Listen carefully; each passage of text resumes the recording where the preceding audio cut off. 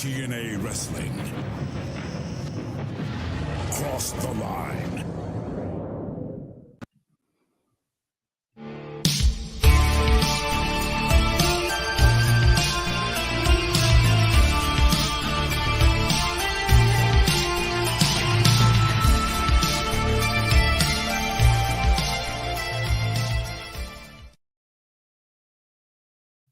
Hey, now it's Brace for Impact, and I'm your host, Mike Gilbert, and I'm going solo on that ass, but it's still the same. We're talking Impact Wrestling, and yes, it's not Impact Wrestling anymore, or at least I guess it is until the end of the year, or until January 13, 2000 or 2024, where they will be back to TNA Wrestling. So, Swigga Coffee for the working man. It is 4:50 a.m. in Hawaii Standard Time, and I am up early and I'm roaring to go. But yeah, TNA Wrestling is back. You guys have heard it all week. You heard my show last week whenever I did the Bound for Glory recap show, which was a ton of fun. So I want to thank you guys all for joining me in that. That was my first time being able to go live after a pay-per-view on our new YouTube channel, and so that was really cool. We did some pretty decent numbers with that. Like for a small channel that only has like 500 subs, that's only been around for not even 2 months. I felt like we were pretty competitive with other networks that were doing that have been around a lot longer, and so I really appreciate you guys tuning in for that, sharing it, clicking on it, commenting, giving the big thumbs up. I really do appreciate that, and that all starts right here with the Patreon audience. So, yeah, thank you guys all so much for your support. So, why am I doing this so early? Well, I typically record at like 5:30, but I have to be up even earlier today because I have a long day. Unfortunately, I found out like 2 hours before I went on the air on Thursday that my grandma died. And so she had everything just super prepared already. So, like, she died on Thursday and her funeral's on Monday, and she's in Missouri and I'm in Honolulu. So, I spent all day yesterday trying to work out a flight to get there to where I'll be there on time. That is, super affordable. And so I was able to work it out, but listen to this flight. So I leave tomorrow afternoon out of Honolulu, and I have a 5-hour flight to LA. And then I have a 2-hour layover. 2-hour layover for me is perfect. That's not bad. I like a 2-hour layover. It gives me time to get to my gate, maybe get some food, get a coffee, whatever. Well, but then I have a 4-hour flight to Chicago because there's no direct flights to where I'm going. And when I get to Chicago, I have a 4-hour layover. And then from Chicago, I have another 2-hour flight into Missouri. And then it's like a 90-minute to 2-hour drive to my hometown there. So I have a super long day ahead of me that spills on over into tomorrow. So I actually don't get into Missouri until Sunday. So that sucks. But it's what we got to do, man. We got to be there for family. And so, but I'll be taking my computer on the road with me. I might even take my microphone. You guys are probably familiar with Cousin Joe. He's been on the show before, not on Brace for Impact, but on the Mike and JD show, back when we were on Fight Game Media. And then of course, when we did our call-in show, he was there. And then he's always in the comments. So I'll probably be recording out of his spot. So I will be able to do this show and to do the Mike and JD show and whatever. I honestly, because I'm there without my wife and kid, I might do some more content.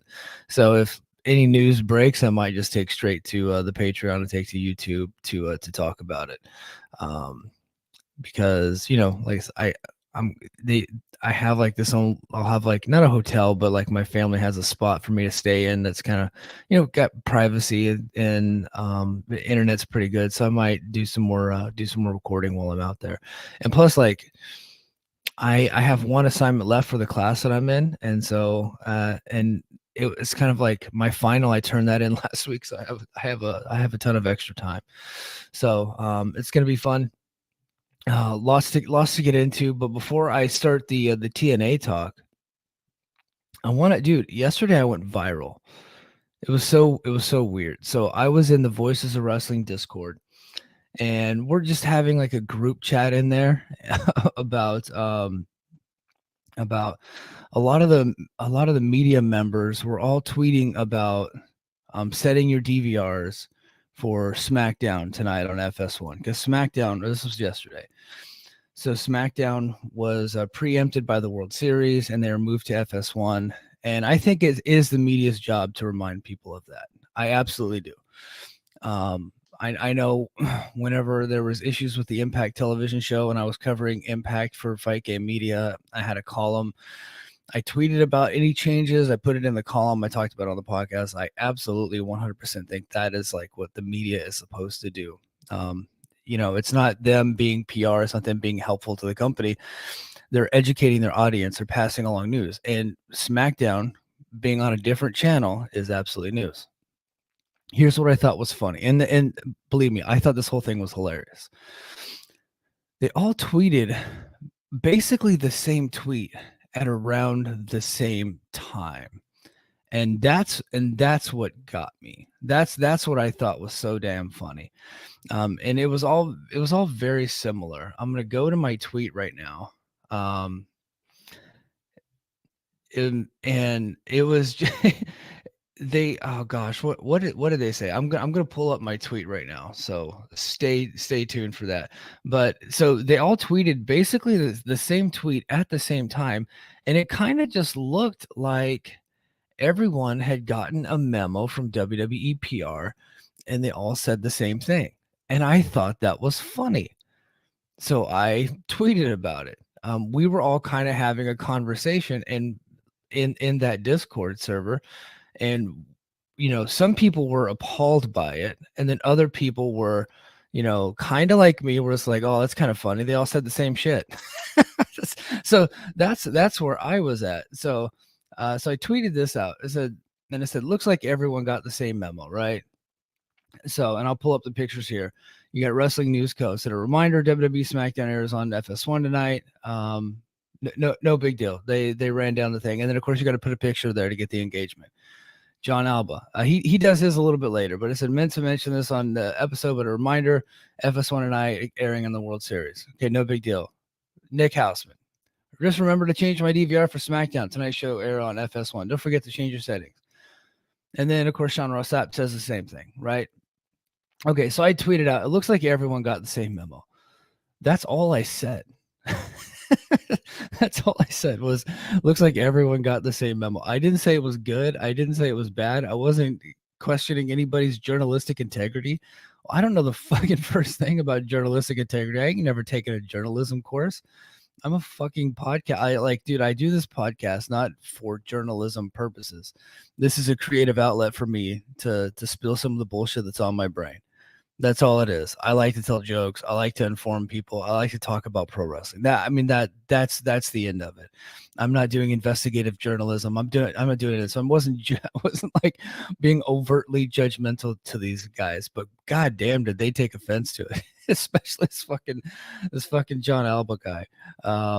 But so and then Joe Lanza took to Patreon. I actually wrote a column about it. It was a very good column, and he put it out for free for everybody. So if you're not even a Patreon subscriber, you can click it. But he said it was so funny that they all tweeted around the same time. So you guys are seeing it now. Wrestling Inc. 1210, Nick Houseman 1251, Steve Fall. Now Steve Fall is very much like a shill, I would say. He's fan media, absolutely, and I don't think he's unapologetically fan media, and that's fine. Hey, do what you got to do, brother. Get them free tickets. But Steve Fall 1256, WrestleZone 108, Wrestling News 113, Sean Ross Sapp 126, and then Alba was a couple hours later because he was doing his podcast. So the fact that it was all within like a 1 hour period there, and they were all saying stuff that was very similar. I just found that to be funny. So I fucking tweeted about it because that's what I do. And boy, oh boy, were they upset.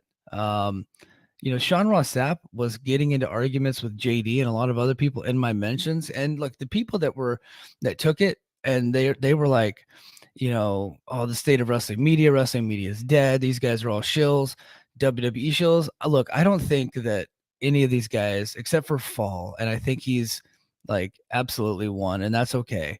Whatever you want to do with your life, dude. I don't care. I don't honestly, other than Sap, I don't follow any of those people. So, but I think Sap does a pretty good job and actually breaks a lot of news, so I follow him. Right. I don't find his Twitter persona to be very interesting. But I do think oh gosh. Oh gosh. Sorry about that. I do think that he breaks a lot of news and he does a pretty good job there. So that's so I do follow him. But I have chosen not to interact with him on Twitter because he seems like he's always looking for a fight. And he was yesterday. And he took great offense to what not he was probably annoyed by my tweet, and that's fine. Be annoyed, but he took great offense to people questioning his journalistic integrity, and that's fine. He got hot, and he's saying that he didn't get a memo from anybody to tweet that. That's why I don't know if any of those guys got a memo. I didn't do any digging. I just said it looks kind of funny. It looks like they all got the same memo. That's all I was saying. And man, they took offense to it, and so. A lot of people were going back and forth, and then JD was pretty he finds them to all be kind of doing Nick Khan's bidding, and because JD takes journalism seriously, like he holds them to a high standard, he was pretty upset. So him and Sean Ross Sapp got into it yesterday, and boy did Sean Ross Sapp learn a fucking lesson about arguing with JD on Twitter.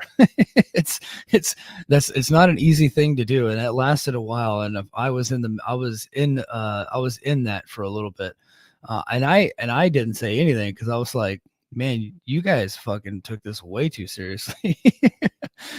But I think the guy that got his feelings hurt the most was this John Alba guy. And again, I don't follow John Alba. I don't find him to be interesting.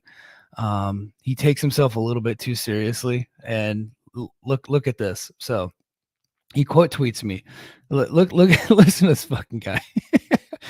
Of course, in his thing, Emmy Award winner and contributor. It's a local sports Emmy. But okay, buddy. He says, I reserve the right to relay information or remind mine, he put my star around it, my audience of information whenever I want. I get dozens of press releases, texts from people, DMs, etc. a day. Now you're fucking popular about information PR people want to put out. I alone decide what I feel is relevant to my followers. Go take that stick out of your ass, you stupid idiot. Goddamn, what a nerd. No one was trying to take away your rights, you fucking loser. I was like, God damn, dude. Don't be so fucking serious.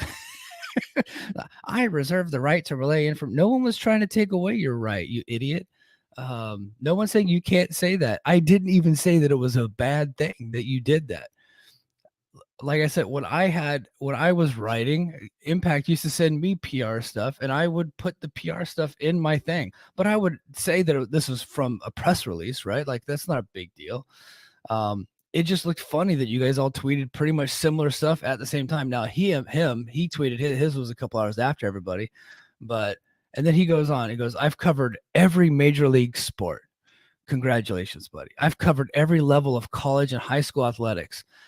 It's the same across all of that. If something is brought to my attention that I feel is relevant to my audience or discover there's something that is, it's my discretion to share. No one's saying it isn't, you dweeb. I don't share info to make PR people happy. I share it if I feel it is important to the people who follow me for a specific brand of content. If I'm passing along information I don't think it's all that important or discover something that is largely nothing, I don't share it." Great. I didn't say you shouldn't have shared it. I didn't say any of that. And then so somebody stuck up for me, this guy Stuttering Stan, said, and he had the right to voice his opinion. I didn't voice an opinion, guys. I just said it looked like they all got the same memo. That's all I said. No need to throw a fit. Act professional. I thought you were better than this. He clearly is not. He clearly has gotten to. He has a guilty conscience about this whole thing. He said, "How is that me throwing a fit? I'm explaining why I shared the information. You're being pretentious, you stupid idiot. He's also not voicing an opinion. He's trying to drag people. He's correct. I was not trying to voice an opinion, and drag people. I think that's pretty suspect. I don't think I was dragging anybody. You guys were all tweeting the same thing around the same time. I thought it was funny. Fucking get over yourself, Alba, you loser. Ugh, god damn. what a pretentious asshole that guy is. But yeah, it was a whole thing. So anyway, I got myself I didn't get in trouble at all. So but a lot of people were upset at that. A lot of people in the media space. And specifically Sap. I don't know that Sap was so upset at me so much as it was to the people that were quoting it. I honestly thought that I would get a DM from him because we've DM before. Actually, I asked him for a job one time. So before his current Impact show that he has on Thursday with Joel and Kresta, he tweeted out that he was looking for an Impact show, and JD and I had one. We were on Fight Game Media. You know, Fightful is a huge audience, so I sent him a DM and said, here's our stuff. Look, I think they were looking for just one person, but I was like, you know, and I did the same thing to Wade Keller. Wade Keller was looking for something like that, so I was like, you don't get me, you get me and JD. We're a package deal. This is our show. This is our brand. This is what we want to do. And I didn't hear back from any of them, and I'm not mad about that. I'm not like, that's not why I'm taking Sean to task. I wasn't taking him to task. I was just saying that this shit is funny. That's all I was doing. I'm not even insulted that they tweeted that out, because I don't really care. Like, it's not that big of a deal. I'll swig of coffee for the wrestling media, who are very fucking soft. Oh man, gosh. Anyway, so back to TNA wrestling. So, you know, when I was on Brace for, oh, you know what? Josiah's in the chat. Sorry, I just saw some of the comments. So he says he sent me a bad tweet for later. Josiah, is that on Twitter? Let me see. He might have sent that to me on Facebook. Okay. So we'll save that one for next week. But yeah, Josiah said John is a very nice guy. I'm sure he is, but man, boy, did he seem pretentious in that tweet. He's very self-righteous, taking himself very fucking seriously. If he wants to talk to me about it, my DMs are open. I'll talk to him about it. I'd be like, brother, you took that the wrong way. So don't like, whatever you want to do, man. I don't follow the guy, and I like to make fun of people who are more famous than me. So yeah, and Josiah also says, it'd be better if they were just being honest. They got it from WWE. Nothing wrong with it. Just say that WWE wanted you to remind people. Yeah, exactly. Or if you didn't even get a press release, be like, yeah, no, dude, I didn't get one, but that is kind of funny, right? Like, just say that. Now, in their defense, in Sap's defense, and Alba, they were getting raked over the coals by people quote tweeting me, making assumptions about what I was trying to say. And I just let people say whatever they want. I don't care. Because look, I said it on the Mike and JD show this week. You know, I made a tweet about Taz. I didn't even mention his name. I didn't tag him, and he popped in my DMs, and we talked about it, because I'm at the stage now where, because I'm on Voices of Wrestling, you know, I might have mutual friends with the people that I'm talking about, or have mutual followers. Friends is probably strong. Mutual followers with people I'm talking about that are retweet my stuff, and they will see it, and it might piss them off. And I just have to be okay with that, and I am. Sometimes when you're trying to be funny, when you're trying to be entertaining, you're going to get some people mad at you. And I feel like that's okay. I feel like I can handle that. I can deal with it. And I dealt with it yesterday. I didn't reply to a single one of those people. Cameron Hawkins really wanted my attention. I don't think that he deserves my attention. So I just didn't respond to him. I don't find him to be an interesting person. I don't think he's very talented, but he's got a lot of followers, and good for him. I just don't care. Same with John Alba. Sean Ross Sapp, I actually kind of like have some respect for. He was quote tweeting me. He was all in my stuff. But because I felt like it was such a dumb thing, I just didn't even give him the time of day. No big deal. I'm smarter than that. So if you guys are mad at me, I don't care. No problem. Be mad. That's up to you. Like anger is very much a choice, right? So if you were angry by that, it makes it seem like you have a really guilty conscience about your status in life and about what you do for a living and about the tweet that you made. If you're upset about it, that's on you. Because I didn't say anything about it. I just said it's kind of funny. Look similar, guys. Jeez. All right. But anyway, back to where I was at. I can't even remember what I was talking about. Oh yeah, back to TNA. So I did the Bound for Glory show where they made the big TNA announcement. And man, I was like initially I was pretty negative about it. And then I started talking to people, and then I saw the response on Twitter. I listened to some podcasts, and some people were, kind of in the middle. Some people were more hot on it, like enjoying it. And I talked to my friends. I talked to Lucha Doncic and Io and Andre and Ewan and all the and Garrett Kidney was real excited about it. And then I saw Scott D'Amore's speech after Bound for Glory was over that I think they released it on social media like a day or two later. And then I saw the response to the locker room about going back to TNA, and I was like, okay, yeah, I'm on board. I think you know what, it's been long enough. The nostalgia is there. I think Kidney and his team and their YouTube people and the Twitter people, I think they've all done a good job of bringing back TNA nostalgia to where people are hungry for that again, and I think that's cool. So I'm back aboard. I'm actually at certain points got pretty excited about it. So I was watching a little bit of old school TNA today. I still have not finished the best of the main event Mafia video that they released a while back, and it got somebody tweeted it out again this week because I think Booker T was saying that main event Mafia was better than the Bloodline. Obviously, he's very biased. I think they're both good in different ways. I think some like Scott Steiner's hilarious and Booker was hilarious in the main event Mafia.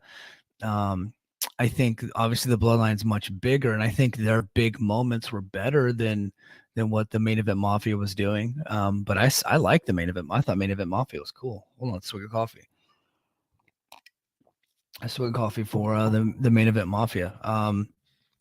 So yeah, but to say one was better than the other, that's for other people to decide. I don't know. I like them both. But so it's got so much positivity. And my man Lucha Doncic in the chat. What's up, Lucha? Yeah, he was one of those guys, and I just got educated, and I also got educated that nobody really uses the term TNA when they're talking about tits and ass anymore. Like that's a dead term. Like nobody talks like that. Um, so yeah, I think I'm pretty much all in on TNA. But here's the thing. If TNA is going to work, if they're going to have their second golden age, which is what Scott D'Amore is talking about, then they're going to need the TNA budget, right?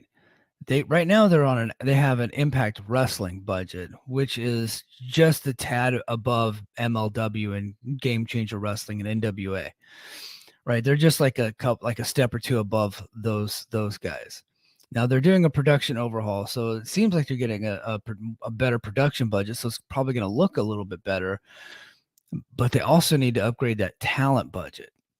And I did a whole speech on Thursday night, Friday morning about signing CM Punk and Will Ospreay. And I think that if they're going to get people more excited about it, then they have to absolutely make a big splash into free agency. They have to do what Dixie Carter would have done, which would have been to sign a couple of top free agents. Where she messed up, and I'm going to talk about what Dave said in the Observer. She signed too many of those guys, and a lot of them were fucking useless. So, and they weren't really committed to the brand and committed to the company. Right now, the cool thing about what Scott D'Amore has done is he signed a lot of people that are committed to the brand, that are committed to the company, that have made Impact their priority. And I think that's cool. And as evidenced by how excited that locker room was whenever the TNA name switch was announced. So they gotta find those guys. Will Ospreay is one of those guys. Look, he's probably going to be way out of their league, way out of their price range. But it's kind of like being on a and I'm going to say this, and I don't mean this in a negative way, but kind of being on a football team that doesn't win very much, right? Like you got high draft picks every year, and then all of a sudden a big name free agent comes along. You're probably going to have to overpay for that guy to bring him to your team, because you got to convince him to come to a team that's probably going to lose a lot, right?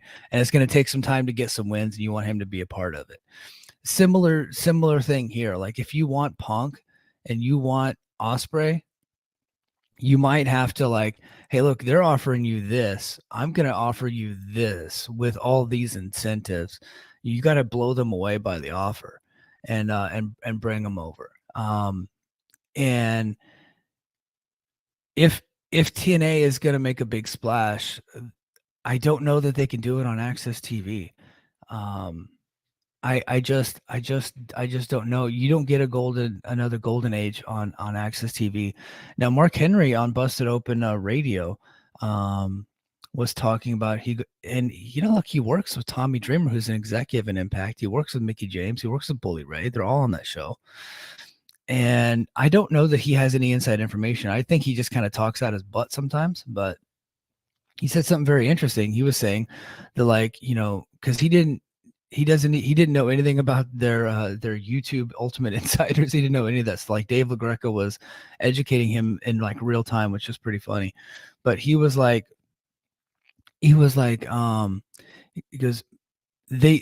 definitely need a bigger TV deal. And he goes, and with this announcement, maybe they already have one. I guess that's a possibility. I don't know which one you would announce first, the TV deal or the name change. I guess it doesn't matter.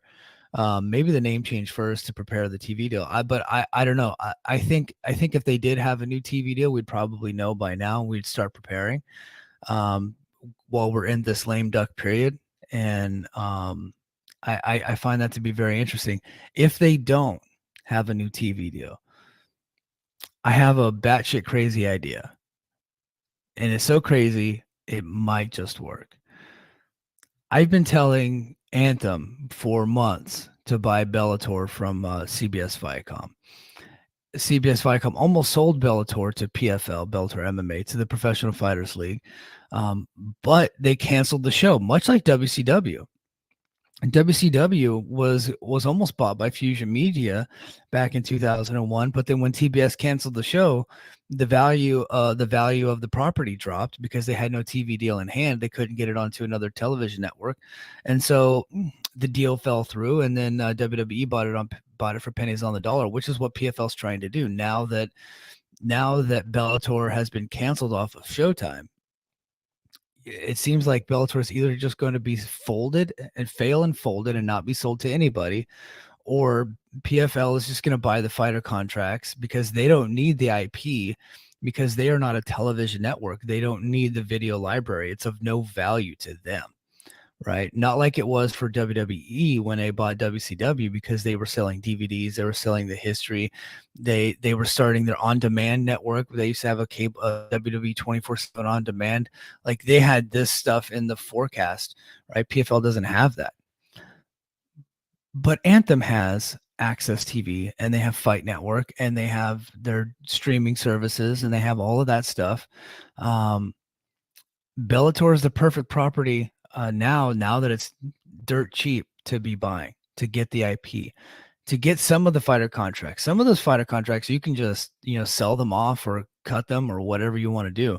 But I think they need to buy Bellator, and I think they need to buy the name Spike TV. I was dumbfounded when Spike TV switched over to Paramount. I know that Paramount is a bigger name, and I think they were just trying to get away from that male 18 to 34 demographic and kind of be more of a mainstream channel, be more in line with USA and FX and all these channels, TNT, TBS, all these channels.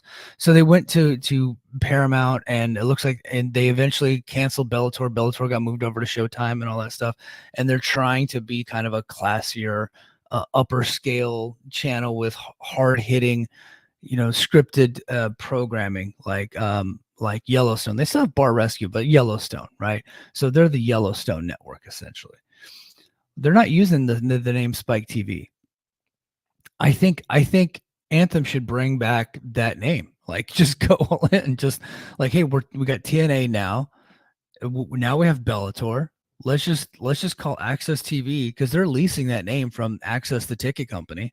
That's just a company that sells concert tickets. It's like a third-rate Ticketmaster, right? It's like Ticketmaster live stream and then Access, right? Access.com. Just rebrand to Spike TV altogether, and then they got to figure out a way to get themselves into more homes that way. Now, I think Spike TV, the name is for sale. Why do I think that? It's not being shopped, but what do I always say? My pickup truck ain't for sale, but if you want it, I'm willing to listen to an offer, right? Go in there, buy Bellator, and say, throw in the name Spike TV, and we'll give you X. Cool. They're not using Spike TV anyway. I think Spike still exists on Pluto, but it's more like a 24/7. I think they have like old programming that they used to air on there, like videos that they used to have. Just buy the whole thing, get it, and then now you've kind of rebranded to what the peak truly was. TNA on Spike was the true peak before they crashed and burned, in 2014. Is that the craziest idea? Yeah, that's crazy. Is it very likely? No. Is it a possibility? It's not impossible. I think it could work. It's a crazy idea because I just don't think that any network out there is going to pay them a rights fee, because these rights fees, they're not going up like we thought they were. And WWE, their stock has dropped because they didn't get as much money as they thought they were getting for SmackDown now that they're moving off of Fox to USA. So I think I think Anthem likes to be in the comfort of their own home, right, in their own network and their own distribution services. I think what they need to do, if they can't get a TV deal for TNA, is to just make Access TV as big as possible and get in many homes as possible. I think that's the ultimate goal. And I think they could do that by just switching their name to Spike TV. I think that would help them. That's a bigger name. Excuse me. So Lucha Doncic says in the chat, wonder if their 5-year plan of being cheap paid off and they're comfortably in the black in 2020. I think they are. I think if you remember in 2019, they were super dirt cheap. If you go back and look at the shows from 2019 and 2018, like the lighting, the camera work, the audio, it was just like very, very low rent versus what it is right now. And we're about to get upgraded again. So Josiah says that they need 100%. They 100% need a TV deal with rights fees. Absolutely, that's the only way it works. And then what would have come first, Punk Osprey or the TV deal? Well, that's the good question, right? That's the chicken or the egg. Would Punk even come over to TNA if they weren't dangling a TV, like a big time network to ply his trade, a big audience? Would he even come over?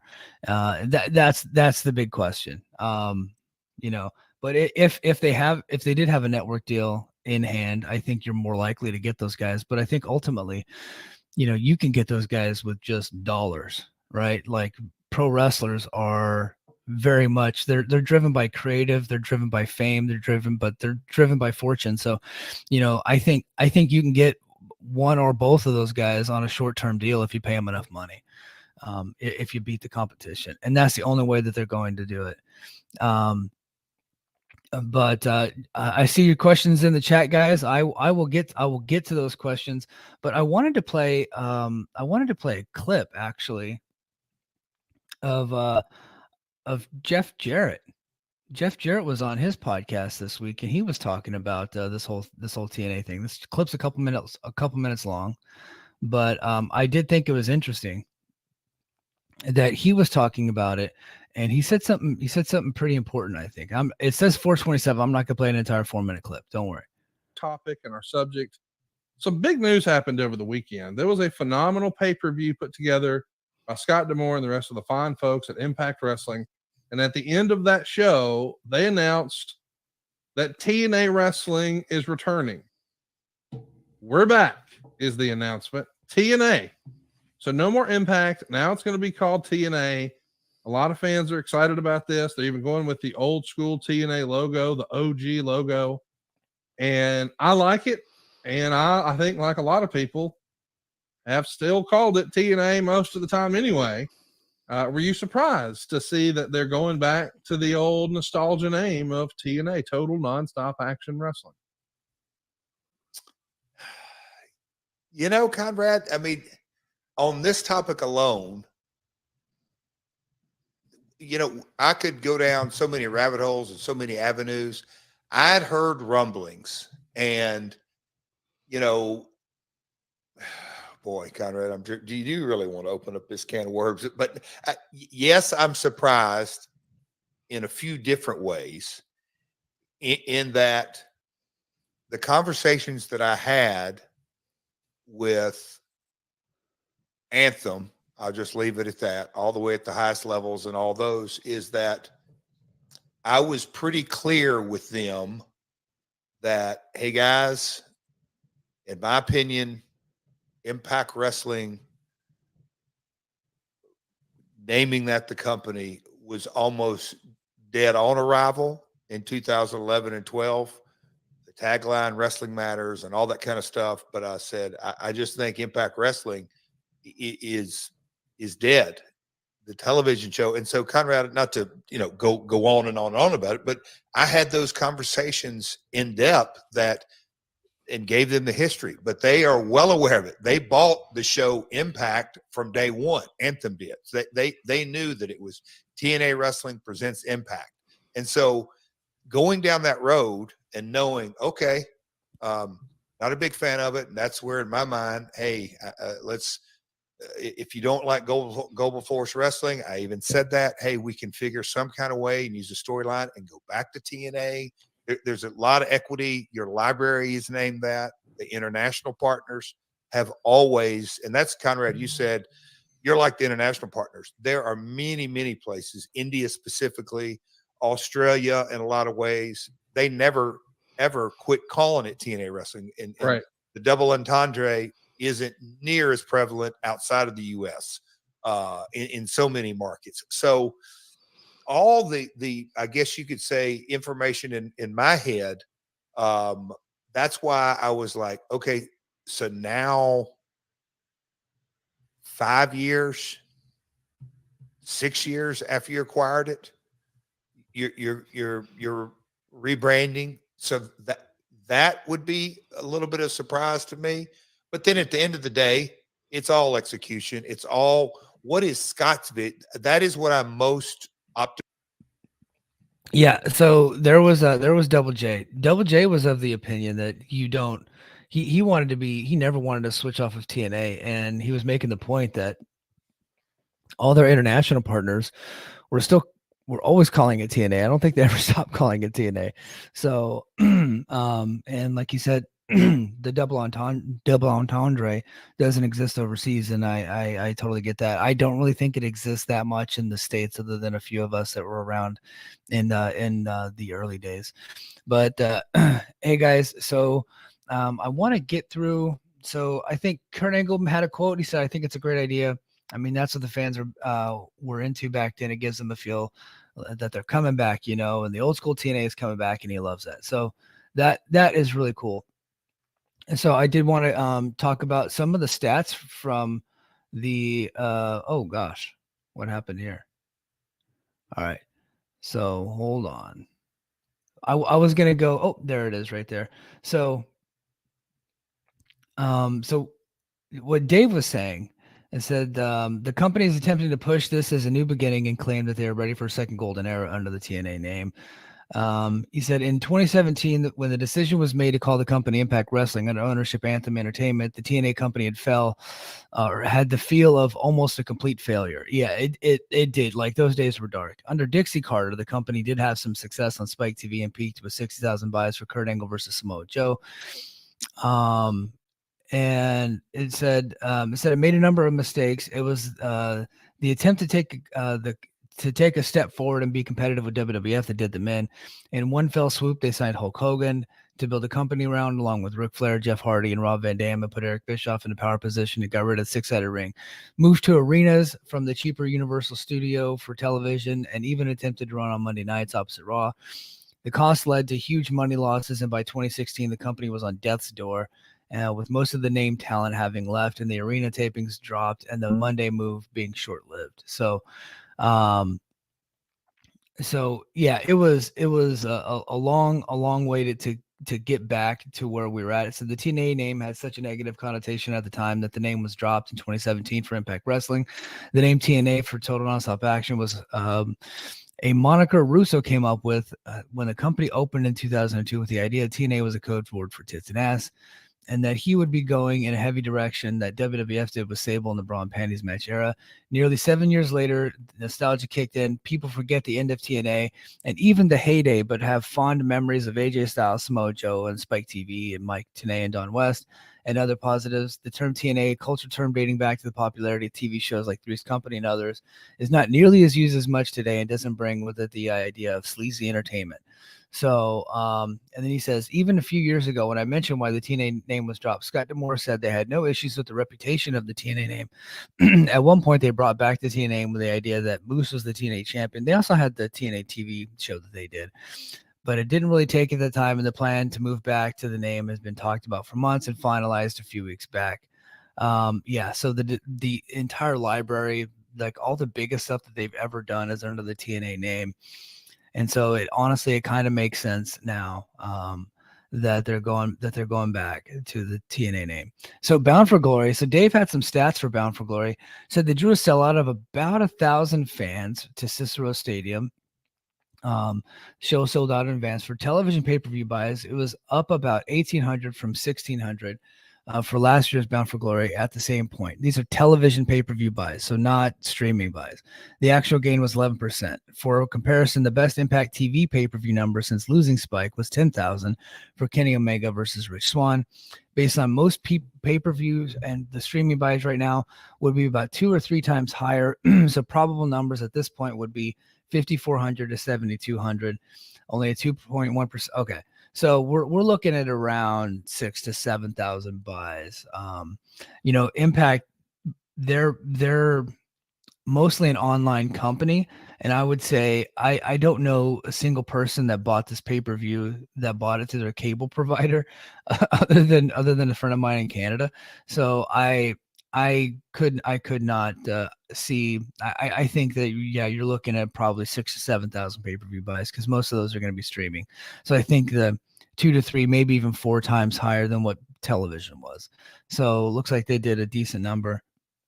As far as other stats from Bound for Glory, Will Ospreay and Mike Bailey got 5.25 stars, so that is now the highest rated match in Impact history from one Dave Meltzer. And then other notable one was the Alex Shelley versus Josh Alexander. He gave 4 stars. I felt like both of those star ratings were pretty spot on there.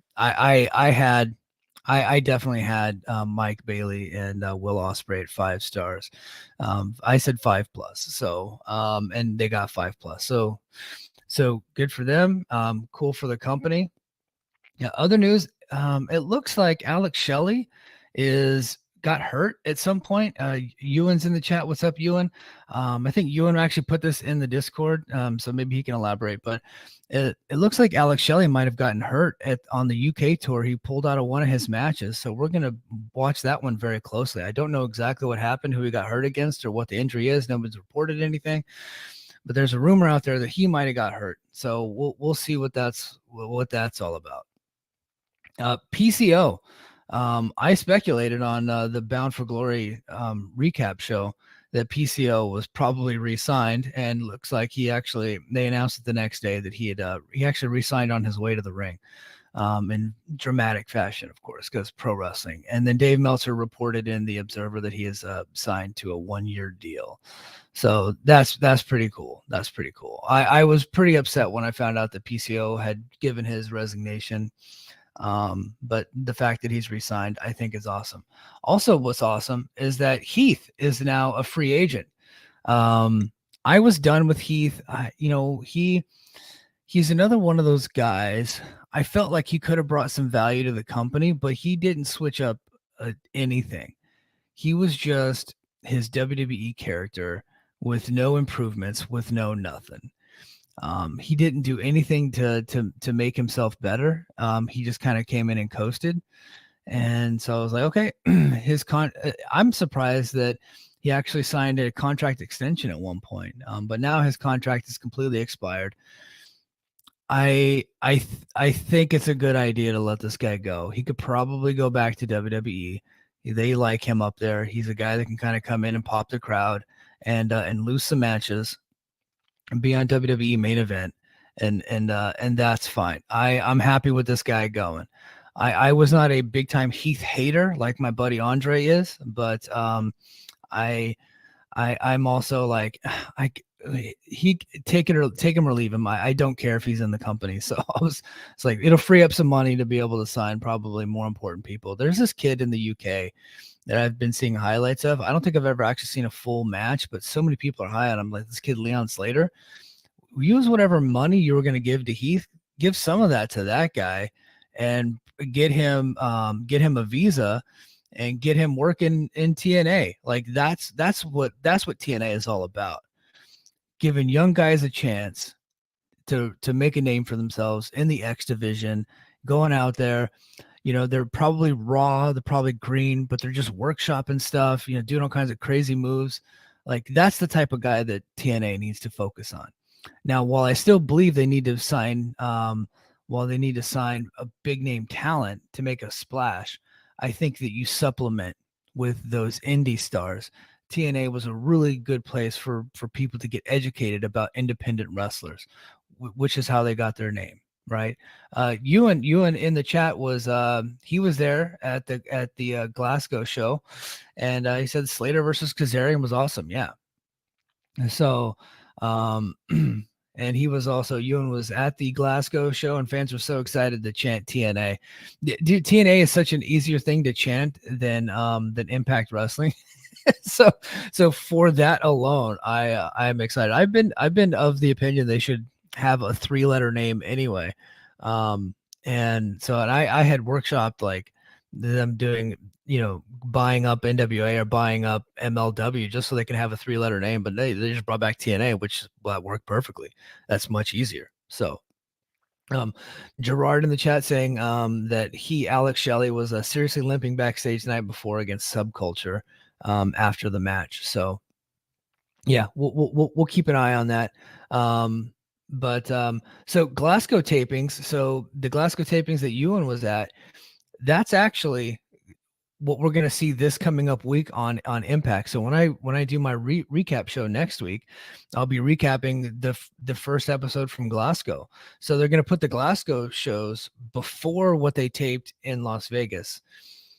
So they did tape some stuff for Thanksgiving in Las Vegas, and I did get this chance to see some of the spoilers. I always read the spoilers, and by the time I watch the show, I already forgot who wins and loses. So unless it's like a big deal. So I actually did read the spoilers, and we're not going to get to see those until after the Glasgow taping. So that's kind of weird how they just taped out of order like that, but it is what it is. I don't really think it matters, honestly, as long as the show was good. But that just kind of threw me off guard that they made that announcement that the Glasgow show is what we're going to get first. So and then Gerard is in the chat dropping some 411. So PW Insider said they're going to keep Shelley testing the rest of the UK tour. He doesn't need to do anything until November when they go to Mexico. So hopefully he can rest up. Yeah, absolutely. So they're going to keep him resting. So, but yeah. So guys, that's I think that's going to do it for me. But before I go, since we have the TNA nostalgia, I have not played this clip in a long time. In a trash can at 8 p.m. Or how about a midget beating off in a trash can? The choice is yours. Make yourself something. Work to be world's heavyweight wrestling champion, not that midget beating off in a trash can. It says pro wrestling on the marquee. It does not say a midget beating off in the trash can. Oh God, I was getting so much nostalgia. That's one of the great moments in wrestling history. I don't care who you are, but yeah. Hey guys, I think that's gonna do it for me. I really appreciate everybody hopping in the chat. Ewan and Gerard and Lucha Doncic, and of course my buddy Josiah McDonald. Thanks everybody for chatting along with me. Thank you for being a Patreon subscriber. Thank you for sharing the show. Thank you for giving us a thumbs up. Just thank you for supporting us. Like I said, I will be on the road this week, but I don't think I'm going to miss a beat. I'm going to be doing the Mike and JD show, and I'll be doing the Brace for Impact next week. I'll just be doing it from a different state. I'm going to bring my gear with me. So no worries there. I might even hop on to Patreon and YouTube a couple extra times to provide some more content, because I am going to be on the road. I'm going to be without my family for my wife and daughter for a little bit. So I'll probably crank out some more stuff. So yeah, thanks everybody. I really appreciate you being here. And until next time, mahalo.